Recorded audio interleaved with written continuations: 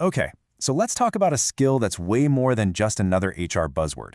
It's really about core business survival. We're talking about strategic workforce planning.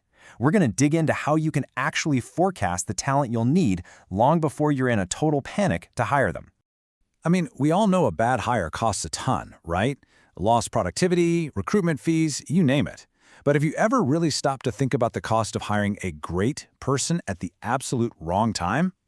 Trust me, the damage, both financially and to your culture, can be just as bad. Let's make this super real. Picture this. You run a catering company. You've just landed the contract of a lifetime, a huge celebrity wedding. So you do the logical thing. You hire 15% more staff to pull it off. You're feeling good. And then, bam, disaster. The wedding is called off. All of a sudden, you are way overstaffed, your budget is completely blown, and you've got this horrible choice to make.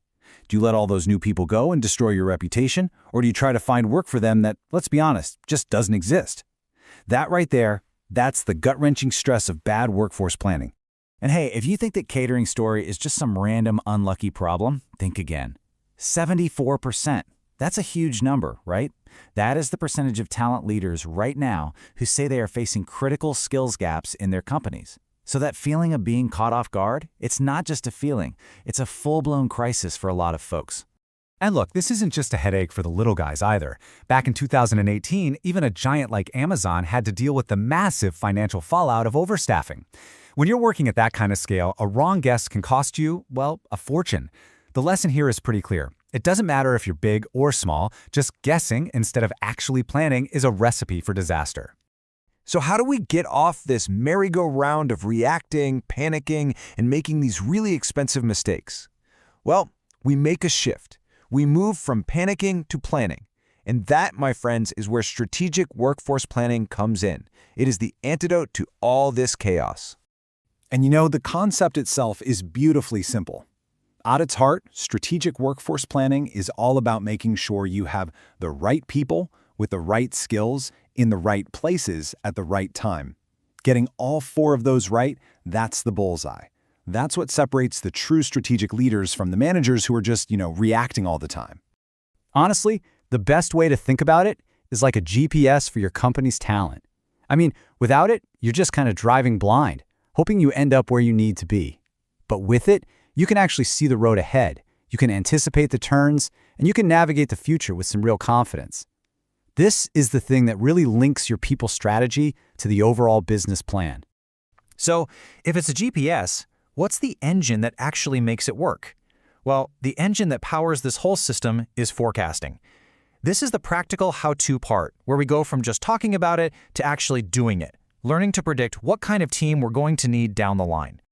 Good forecasting means you kind of have to look in two directions at once. First, you've got to look inward at all the internal stuff. Your budget, how many people usually leave each year, that's your turnover rate, and what your big goals for growth are. But you can't live in a bubble, right? So you also have to scan the horizon outward for things like game-changing technology, shifts in the economy, and even big-picture population trends that might affect who's available to hire. Okay, theory is great and all, but let's see what this looks like when the rubber meets the road. We're going to look at a quick case study that really shows the power of forecasting, especially when things go sideways. Remember that catering company nightmare we talked about at the start? Well, here's the flip side of that story. In a case study about a place called Luciana's Gourmet, the manager Abe faced the exact same problem. A huge contract got canceled out of the blue. But here's the difference. He had done his homework. He really understood his internal workforce, so he didn't panic. Instead of firing his really skilled team, he was able to pivot on a dime, shifting them to cover a bunch of smaller but still high-paying parties that popped up last minute. Now, think about what that one strategic move accomplished. It's pretty amazing. First, he reduced attrition. He didn't have to go through the whole costly process of firing and then rehiring. Second, he kept morale high because his team saw a leader who actually had their back. And third, he kept all those valuable skills inside the company, making the whole team stronger for whatever came next. See? That's the power of planning. So what's the big payoff here? This isn't just about dodging bullets or avoiding disaster. Mastering this skill is about gaining a serious strategic advantage for your company and, frankly, for your own career. Ultimately, this is the whole point. It's about getting out of that reactive, panic hiring mode where you're just trying to fill empty chairs. It's about becoming a proactive, strategic leader who is thoughtfully building the team of the future.